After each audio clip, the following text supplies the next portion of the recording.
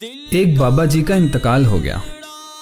جنازہ پڑھ کر قبرستان لے جانے لگے تو ایک آدمی آیا اور کہنے لگا، متوفی نے میرے 15 لاکھ روپے دینے، اور جب تک مجھے میرے پیسے نہیں مل جاتے یہ میت کہیں نہیں جائے گی۔ اتنی بڑی رقم سن کر بھائی اور بیٹے کہنے لگے، انہوں نے تو ہمیں ایسا کچھ نہیں بتایا تھا، اس لیے ہم تو نہیں دے سکتے۔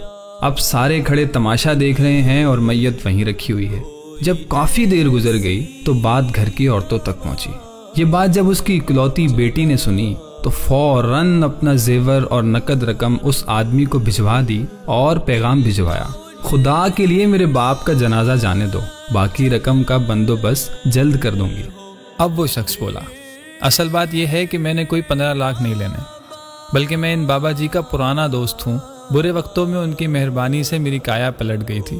جب ان کے انتقال کی خبر ملی تو سوچا میری اپنی تو کوئی اولاد ہے نہیں، کیوں نہ ان کے کسی چاہنے والے کی کچھ خدمت کر جاؤں۔ اب مجھے معلوم چل گیا ہے کہ یہ بیٹی ان کی سب سے زیادہ چاہنے والی ہے، لہٰذا یہ 15 لاکھ میری طرف سے اس بیٹی کے لیے ہے۔